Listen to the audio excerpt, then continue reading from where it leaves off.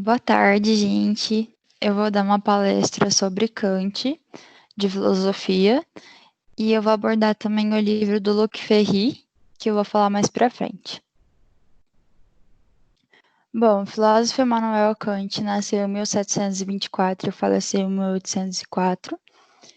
Ele, além de filósofo, também era matemático e era prussiano. E ele é considerado o principal filósofo da era moderna. Ele vai abordar a epistemologia, que é o estudo de como é formado o conhecimento, nas suas obras Crítica da Razão Pura e Crítica do Juízo, e a ética, que é um conceito que a gente vai ver dele mais para frente, em Crítica da Razão Prática e Metafísica dos Costumes. O Kant ele defendia o criticismo, que ele falava que um conhecimento seguro e um conhecimento falho podem vir tanto da razão quanto do sentido, dos dois lados. Assim, ele ia criticar quem defendia a divisão entre razão e sentido, que eram os dualistas. E ele também defendia o idealismo, que é aplicar as ideias, que são boas, ao nosso mundo, que é considerado ruim, para fazer do mundo um lugar melhor. Ele era um entusiasta das revoluções burguesas do século dele, que essas revoluções burguesas foi quando o povo começou a se revoltar contra o rei, o clero e a nobreza, que eram as hierarquias da época. E eles vão deixar de depender dessas hierarquias para passar a depender da razão. Eles vão substituir uma consciência moral de regras, valores da tradição pela ética. E ele também se preocupava com o uso público e o uso privado da razão.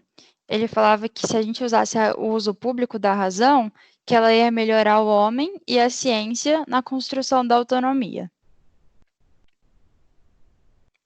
Bom, o contexto de Kant é o contexto do século XVIII, que é o século da filosofia, onde ela vai ter sua maior abordagem, que está dentro do iluminismo também, que o iluminismo é um conjunto de ideias que vão valorizar a razão e o esclarecimento, buscando sempre o progresso humano. E nisso ele vai abordar o pensamento amadurecido, que ele considera a maioridade do ser humano, do homem, e esse pensamento é amadurecido e autônomo. Essa maioridade que ele fala é quando o homem ele vai seguir a própria razão dele, sem deixar de se enganar por crença religiosa, tradição, opinião dos outros, tudo. Que essa maioridade é como se ele se desprendesse das pessoas, de doutrinas e da tutela de outra pessoa. Que a minoridade que a gente está é como se a gente sempre dependesse de alguém, né? Tivesse sob a tutela de alguém. A maturidade do homem é quando ele atinge esse pensamento amadurecido e autônomo, dele sozinho, por si próprio. E é um século que vai valorizar muito a razão, em que tudo é possível de questionar e tudo deveria ser questionado. Bom, a ética para Kant vai ser definida como conjunto de regras e valores estabelecidos pela razão. E ela vai ser baseada no dever, que é algo que a gente consegue definir, e ela vai servir para a gente guiar nossas escolhas, nossa conduta, nosso comportamento, modo de falar, como a gente deve agir.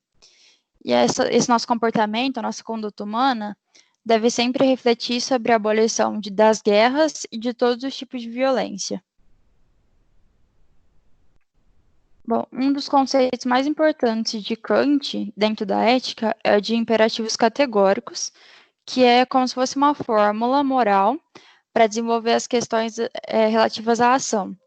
Como se, tipo, a gente tivesse que pensar se a gente deve fazer alguma coisa ou não, a gente recorrer a essa fórmula para a gente saber se a gente faz ou não.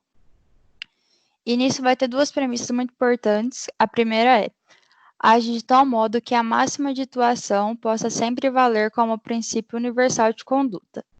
Traduzindo essa frase dele, é a gente agir de uma maneira que todo mundo pudesse agir. É uma fórmula que a gente vai pensar. Se eu vou fazer alguma coisa agora, se todo mundo estivesse fazendo ao mesmo tempo que eu, como se eu fosse jogar um lixo no chão ou jogar óleo na pia. E se todo mundo estivesse fazendo a mesma coisa que eu ao mesmo tempo, se todo mundo estivesse jogando lixo no chão ao mesmo tempo, Se for uma ação, um resultado bom, a gente deve fazer. Se for um resultado negativo, como jogar lixo no chão, a gente não deve agir dessa forma.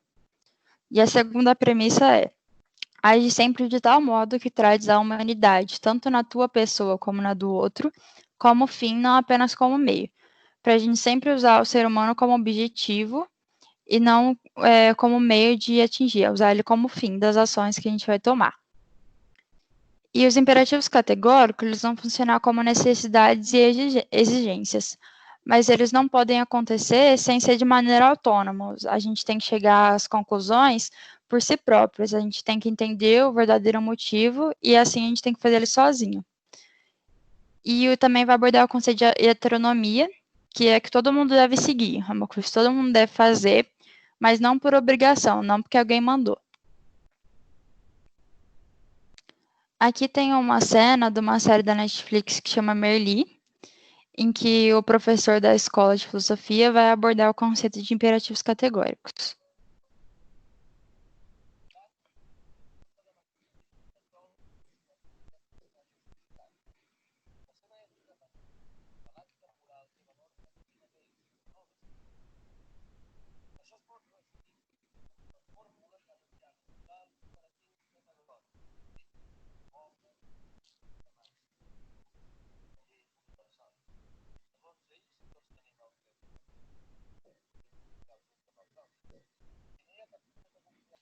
É o que ele vai falar que, tipo, daquela mesma fórmula que eu falei, se todo mundo estiver jogando no chão, ele vai falar, se todo mundo mentisse, se todo mundo estivesse mentindo ao mesmo tempo, a gente não ia poder confiar em ninguém.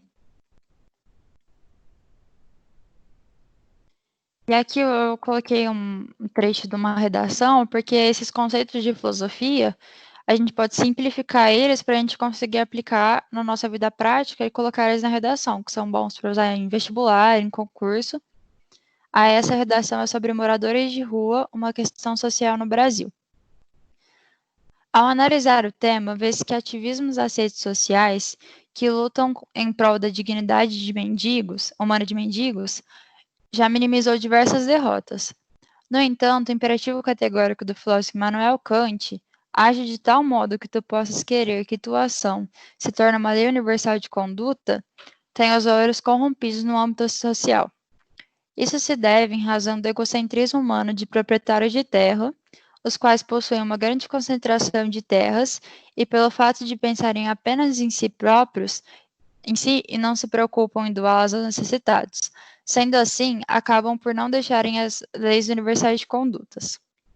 Aqui ela usou imperativos categóricos no desenvolvimento do texto, mas na redação do Enem, quando a gente tem que colocar a intervenção, a gente pode colocar também para embasar a nossa intervenção.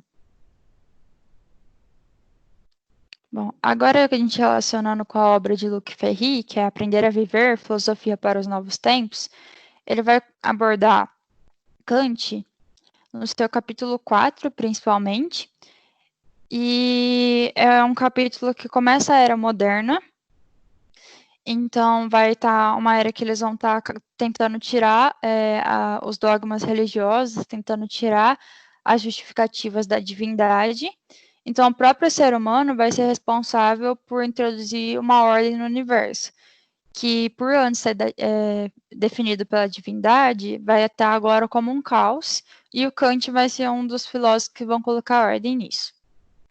E ele vai colocar dois pilares principais para a moral kantiana, que é o desinteresse, que é uma ação verdadeiramente moral e humana, e a universalidade, que é a superação dos nossos interesses particulares. E quando ele aborda os imperativos categóricos de Kant, ele vai falar que é uma luta contra o egoísmo natural em nós, da gente lutar contra os nossos interesses, porque é natural da gente, porque se a gente fosse naturalmente bom, a gente não ia precisar desses imperativos categóricos, a gente já ia saber um jeito de agir, a gente não ia precisar de uma fórmula de ordem para isso. E que mesmo que a gente saiba como agir, no dia de hoje a gente tem muito mais conhecimento sobre como a gente deve agir, a gente acaba sempre considerando algumas exceções. E por isso também vem a ideia do mérito, que todos nós temos dificuldades, né, em realizar esse nosso dever, E por isso, quando a gente age bem, age de uma maneira certa, a gente tem um mérito nisso. Quando a gente prefere o interesse geral ao interesse particular, o bem comum a esse nosso egoísmo, a gente ganha um mérito. É isso, gente. Muito obrigada.